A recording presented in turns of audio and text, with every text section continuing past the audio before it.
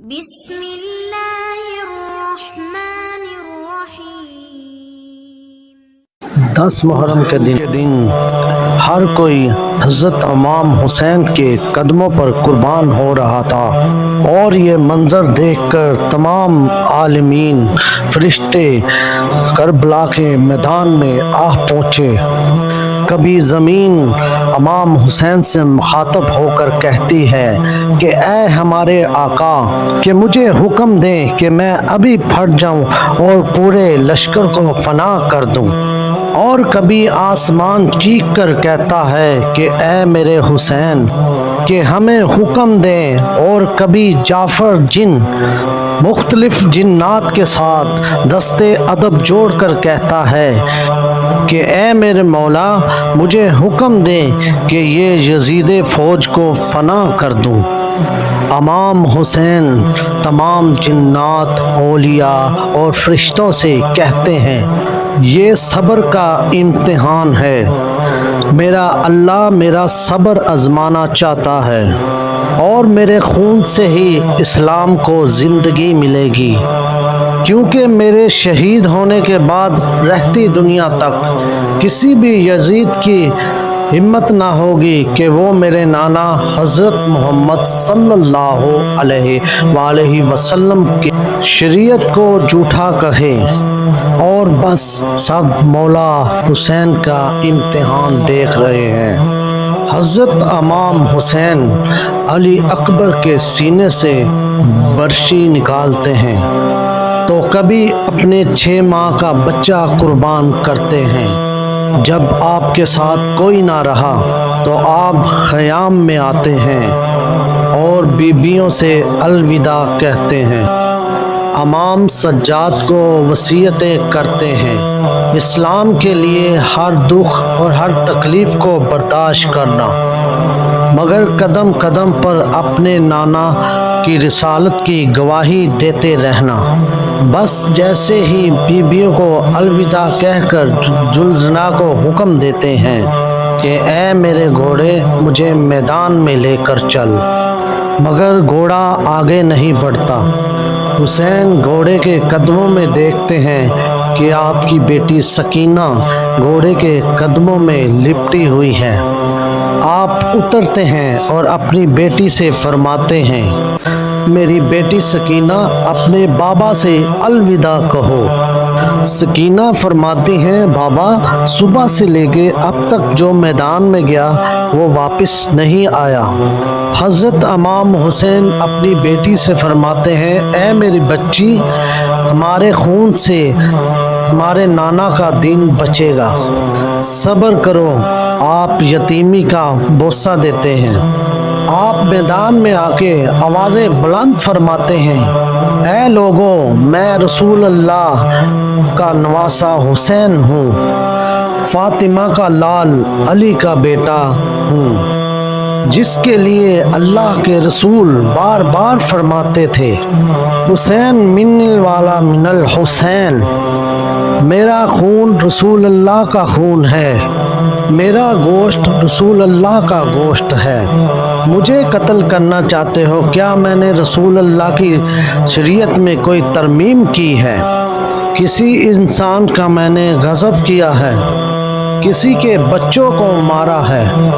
3 دن سے ہمیں پیاسا رکھا ہے۔ فوج یزید ایک آواز میں کہتی ہے کہ ہم تجھے تیرے بابا علی کے بغض میں قتل کرنا چاہتے ہیں۔ آج یہ جو تم پرچم ہاتھوں پر بلند کر کے کھڑے ہو، یہ میرے بابا علی نے بلند کیا تھا۔ خیبر اور خندق میں میرے بابا علی نہ ہوتے تو آج اسلام کی فتح ناممکن تھی۔ کہ آج اس علی کی اولاد کو یہ صلہ دے رہے ہو کہ اس کی اولاد کو اس بیابان میں بھوکا اور پیاسا کر کے قتل کر رہے ہو۔ بس عمر بن سعد کہتا ہے کہ حسین کی بات نہ سنو، حسین کو ختم کر دو۔ بس امام حسین کے سامنے جو بھی آیا اس کو فنا ہونا پڑا۔ ایک 3 دن کا بھوکا پیاسا شیر کی طرح لڑ رہا ہے اور یزید کی فوج دور دور تک بھاگ رہی ہے۔ بالآخر عمر بن سعد نے یہ سوچا کہ یہ علی کا شیر ہے، اس سے مقابلہ کرنا ناممکن ہے۔ پھر وہ کہتا ہے کہ ایک ساتھ امام حسین پر حملہ کیا جائے، لیکن پھر بھی کوئی امام حسین کے قریب نہیں جاتا تھا اور دور دور سے ہی حضرت امام حسین کو تیر مارے۔ فوج جا کر خیام کو آگ لگا دی۔ یزید کی فوج نے امام حسین کو چاروں طرف سے گھیرا۔ دور دور بھاگتے ہوئے حضرت امام حسین کو تیر مارتے رہے اور کچھ حضرت امام حسین کے قیام کو جلاتے رہے۔ حضرت امام حسین کبھی خیموں کی طرف جاتے ہیں اور کبھی سپاہیوں کی طرف آتے ہیں۔ بس پھر بعد میں ایک غیبی آواز آتی ہے کہ اے حسین، تجھ سے تیرا اللہ راضی ہوا۔ فوج یزید جیسے ہی حضرت امام حسین کی رکی ہوئی تلوار دیکھتے ہیں، جو حضرت امام حسین کو دیکھ کر بھاگتے تھے وہ بھی قریب آنے لگ گئے اور دور دور سے جس کے ہاتھوں میں جو چیز ہوتی ہے وہ حضرت امام حسین کی طرف پھینکنے لگتے ہیں۔ تاریخ نے لکھا جس کے پاس نیزے تھے وہ نیزہ مارنے لگے، جس کے پاس تیر تھا وہ تیر مارنے لگے، جس کے پاس تلواریں تھی وہ تلواریں مارنے لگے، جس کے پاس کچھ نہیں تھا وہ کربلا کی مٹی اٹھاتا اور امام حسین کی طرف پھینکتا۔ تاریخ نے لکھا کہ آپ کے جسم پر اتنے تیر تھے، آپ کا جسم مبارک دور سے نظر نہیں آ رہا تھا اور آپ نے چاہا کہ آپ اللہ کے دربار میں سجدہ کریں۔ آپ گھوڑے سے اتر کر اپنے آپ کو زمین کی طرف لے کر جاتے ہیں، لیکن آپ کے جسم مبارک پر تیر اتنے تھے، نہ آپ زمین پر تھے اور نہ آپ گھوڑے پر تھے، تیروں کے مسلح پر تھے۔ تمام انبیاء دیکھ کر زاروں قطار رو رہے تھے۔ بس جو بھی امام حسین کا سر کاٹنے کے لیے قریب آئے، امام حسین کے چہرے پر رسول اللہ کا چہرہ نظر آئے اور وہ چیخ کر دور چلا جائے۔ شمر نے کہا یہ کام مجھ سے ہونا ہے۔ شمر قریب آتا ہے، امام حسین کے سر سے ماما اتارتا ہے، آپ کے بالوں میں ہاتھ ڈالتا ہے اور سوری کو گلے پر رکھتا ہے۔ حضرت آدم علیہ السلام اللہ کے رسول سے فرماتے ہیں یا رسول اللہ آگے میں نہیں دیکھ سکتا۔ جیسے ہی دوسری ضرب چلتی ہے تو حضرت نوح علیہ السلام فرماتے ہیں یا رسول اللہ میں نہیں دیکھ سکتا۔ جب تیسری ضرب چلتی ہے تو حضرت ابراہیم علیہ السلام فرماتے ہیں یا رسول اللہ میں نے تو اپنے بیٹے کے وقت اپنی آنکھوں پر پٹی باندھ لی سی، یہ میں نہیں دیکھ سکتا۔ بس ضرب چلتی رہی اور ایک وقت ایسا آیا اور اللہ کے رسول نے آنکھیں بند کی اور فرمایا اے علی اب آگے میں نہیں دیکھ سکتا۔